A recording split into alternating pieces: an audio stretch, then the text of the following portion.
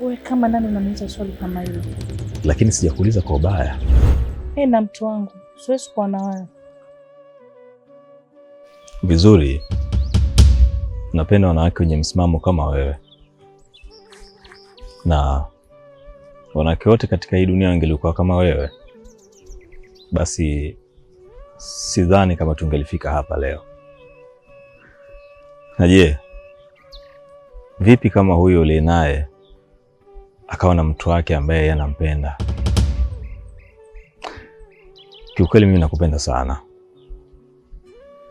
Ningelikuwa na uwezo, basi ningelikufungulia moyo wangu ili uone jinsi ninavyokupenda. Nakupenda si kwa maneno matupu tu, bali kwa sauti ambayo na mamlaka ndani yake. Kiukweli wewe ni mwanamke mrembo sana. Sana. Mungu amekupa kila kitu kizuri. Urembo wako unasadifu na uzuri ambao upo ndani ya roho yako. Na kuahidi, endapo utanikubalia, basi nipo tayari hata kesho kuja kwenu ili niweze kukuoa. Tafadhali. Mimi na uhakika mtu wangu ananipenda na kunisamini. Hawezi kuwa kama wanaume wengine.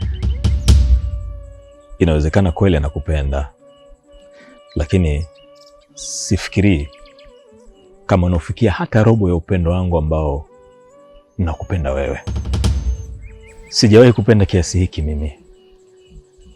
Sijui kwa nini najikuta nakupenda sana. Labda ni kwa sababu nina mapenzi ya kweli.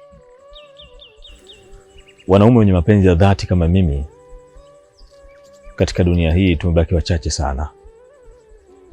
Sijui hata nizungumze kitu gani ambacho kitanisaidia kufikisha hisia zangu kwa urahisi mno, kwa sababu neno nakupenda pekee halitoshi kueleza hizi hisia. Hivi nikuulize kitu?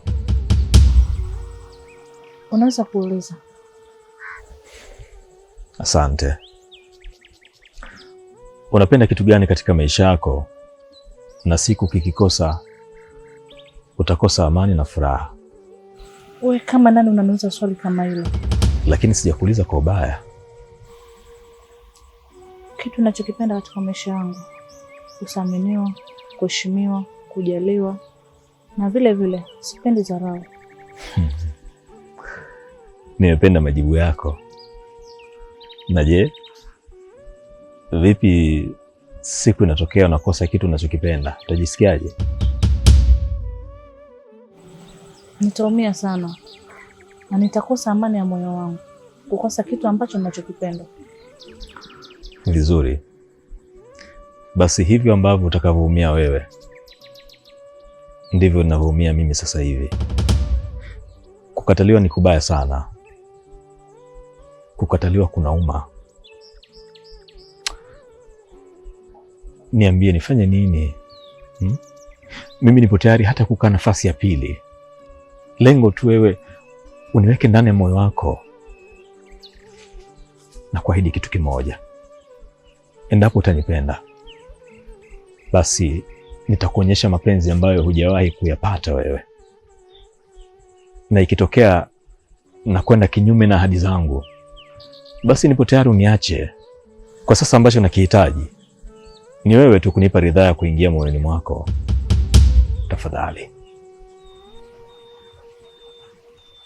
Sawa. Kila ninachokuomba, naomba unipe muda nijifikirie, alafu nitakupa majibu.